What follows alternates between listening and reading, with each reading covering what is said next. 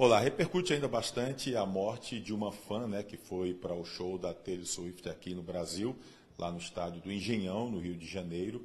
E, inclusive, laudos ainda colocam como inconclusivas as investigações da polícia, o que teria realmente causado a morte da menina.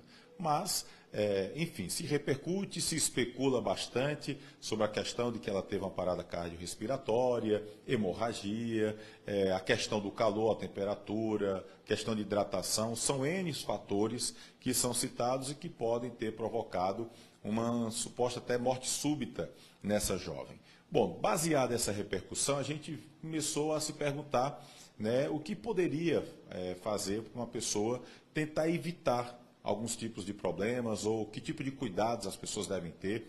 Muitas vezes a gente nem sabe que tem uma doença, então a gente veio procurar um especialista, viemos até o Hospital do Coração, conversar com o doutor, médico cardiologista, doutor Francisco Feijó. Doutor Francisco Feijó, ainda não se sabe de forma concreta o que teria provocado a morte da menina, mas se fala em parada cardiorrespiratória, hemorragia, inclusive se suspeita morte súbita. Nessa situação que foi colocado, um grande movimento, muito calor, talvez uma falta de hidratação, isso pode influenciar ou pode contribuir para a pessoa ter uma morte súbita? Boa tarde. Boa tarde. É provável que o caso dela tenha sido uma morte súbita de origem cardíaca, que é o que é mais provável. E sim, existem várias coisas que podem estar relacionadas. O calor, o ambiente, o uso às vezes de bebida, determinadas coisas podem ajudar a influenciar isso. Mas a morte súbita cardíaca ela acontece quando a pessoa tem sintomas de parada cardíaca, tipo desmaia, perde a consciência e morre em menos de 1 hora. E isso é muito comum a gente ver em populações um pouco mais velhas, que vão ter a doença coronária, um infarto, e que tem os fatores de risco clássicos, como pressão alta, diabetes, colesterol alto, o tabagismo, o sedentarismo, inclusive a obesidade. Mas existe uma parcela dessas pessoas, uma parcela menor, que não vai ter uma causa bem clara e específica, que é possível que pode ter acontecido. Ou seja, às vezes a pessoa tem uma doença congênita, tem uma alteração de uma arritmia, que não se manifesta a todo momento e que em condições especiais, talvez numa desidratação, numa alteração até do calor, pode ajudar a desencadear uma arritmia dessa natureza, fatal. Ou seja, até o fato dela ter apenas 23 anos, isso acabou dando um destaque maior à notícia. Mas, enfim, não seria apenas o fato dela estar num ambiente com muita gente, num local com a temperatura alta, ou seja, N situações têm que ser analisadas para poder saber o que realmente aconteceu. Exato. Nesse caso, é possível que o calor e a desidratação funcionem como gatilho para uma arritmia. Só que a gente não pode dizer que a população que a gente tem esteja sofrendo isso e que vai ter algo parecido. Isso, na verdade, a gente não sabe ainda pela notícia através da mídia, mas é possível que houvesse alguma coisa, né, algum fator, um problema cardíaco que pudesse estar ajudando a controlar aquilo ali. E a gente que de repente não sabe o que é que está acontecendo, como é que a gente tem que fazer para manter o coração firme e até a gente poder descobrir se tem algo, se tem predisposição de algo? Tem como a gente tentar ver essa situação, doutor? Tem sim. A gente tem que entender que, como 80% dos casos estão relacionados a uma doença coronariana, os fatores de risco que eu acabei de mencionar aqui, eles merecem ser tratados. Ou seja, se você tem pressão alta, precisa tratar, o diabetes da mesma forma, ter hábitos saudáveis, inclusive prática de exercício. Quando você começa a dominar um pouco isso, dos fatores de risco, você também diminui a tua chance.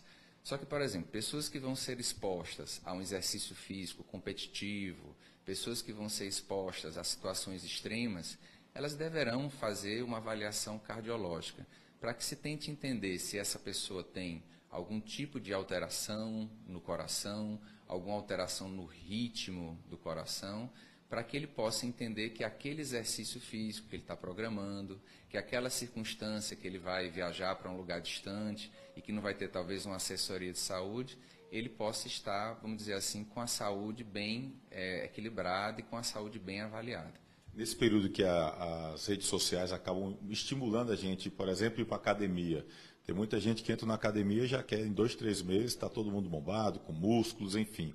Às vezes você vai fazer uma atividade de alta intensidade.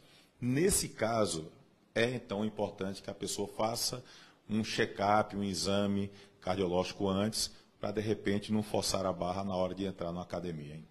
É verdade. Quando você tem um exercício físico competitivo, ou quando você tem um exercício físico de alta intensidade, é possível que o coração desse atleta ou dessa pessoa vá sofrer, de certa forma, os efeitos de uma desidratação, de uma alteração a gente chama de alguns sais ou eletrólitos, e pode promover naquele coração que tem um distúrbio a facilidade de uma arritmia ou de uma alteração que possa estar relacionada a uma morte súbita cardíaca. Por isso que é sempre bom a gente fazer uma avaliação pré-exercício desses pacientes.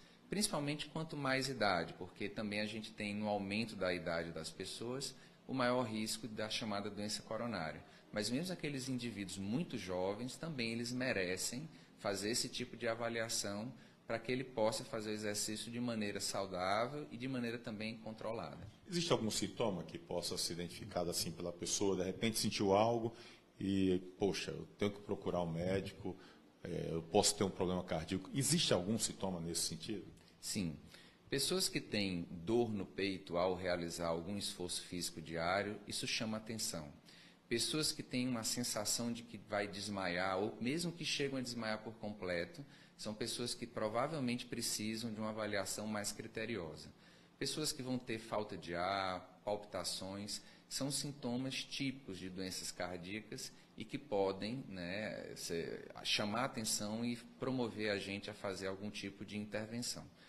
Mas é possível, principalmente nesse caso, como o caso de uma morte súbita cardíaca, que a pessoa não tenha sintoma nenhum até que o evento principal e fatal possa acontecer. Por isso que a gente acaba orientando para todo mundo que vai fazer uma atividade física extenuante, uma atividade física que envolva, né, uma situação de limites, de estresse, seja numa situação como um atleta, ou uma corrida que a pessoa vai fazer, a realizar um procedimento de avaliação cardiológica prévia. E até onde influencia o fator genético? Por exemplo, meu pai teve um infarto, está com mais ou menos uns 12 anos. O meu avô morreu após uma parada cardíaca. Eu devo me preocupar, já que eu tenho um histórico na família de pessoas que tiveram problemas cardíacos?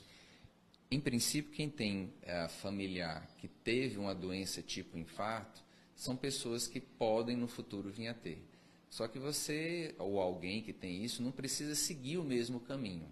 É verdade que os pais da gente, os avós da gente, não detinham conhecimento de saber sobre pressão, tratar pressão, diabetes, colesterol. Então, isso não quer dizer que o caminho que uma pessoa teve vá ter do mesmo jeito. Se você conseguir modificar esses fatores de risco, identificar primeiro eles e modificá-los, você pode ter um evento de uma natureza menor ou mesmo nunca ter. Então, para quem tem parentes que tiveram esses eventos, vale a pena sim fazer uma avaliação, entender quais são esses fatores de risco para tentar modificar. Principalmente aquelas pessoas que tiveram os seus pais, parentes de primeiro grau, muito jovens com infarto, principalmente homens abaixo de 50 anos, mulheres abaixo de 60 anos também. O negócio é se cuidar para tentar viver, mesmo que tenha aquela questão genética, mas dá para viver numa boa a pessoa se cuidando. Dá sim. Inclusive, pacientes que têm cardiopatias que são até graves, eles podem fazer alguns tipos de exercício, desde que sejam exercícios controlados, até determinado esforço. E a gente já sabe que o exercício físico no paciente que tem problema cardíaco, quando ele é bem aplicado, o paciente evolui muito melhor do que aquele que não faz exercício. Se por um lado a gente tem a preocupação com esforços exagerados, com esforços que são mais competitivos, e a gente tem que ter cuidado com isso e ajustar, por outro lado a gente sabe que o exercício físico, ele não só controla a pressão, controla a diabetes, controla a ansiedade, controla colesterol, como reduz o risco cardiovascular também das pessoas. Portanto, o exercício ele não é algo que deve ser evitado, pelo contrário, ele deve ser realizado, mas sempre com uma organização, com cálculo de até onde ele pode ir. Isso sim está no aspecto de prevenção. Nada de exageros.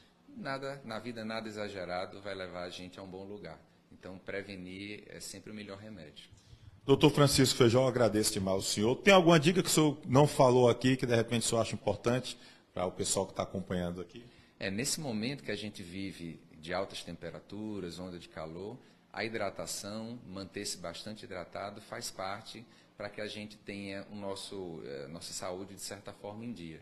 Então, acho que a hidratação no momento, fazer exercícios regulares e também fazer o acompanhamento médico é o que eu posso tentar orientar para os nossos ouvintes. Ok, obrigado, doutor Francisco Feijó, médico cardiologista, trazendo essas dicas importantes, essas informações que a gente traz aqui para você. Eu tenho esse histórico da família, doutor, mas acho que eu não morro do coração não, que eu torço o Vasco. Aí Vascaíno já passou por tanta coisa nisso, acaba sendo um exercício também, né, doutor? Acaba sim. Pois é, eu acho que do coração eu estou tranquilo, estou fazendo atividade física, resistindo. Vamos ver se o Vasco ajuda para a gente ter menos pressão cardíaca nos próximos anos, tomara. Tá bom? Então, doutor Francisco Feijó, médico cardiologista aqui do Hospital do Coração, trazendo essas informações importantes para você. A qualquer momento a gente volta com outras informações nas nossas plataformas digitais, com imagens de Guto Vital, Tony Souza, aconteceu, tá no Miséria.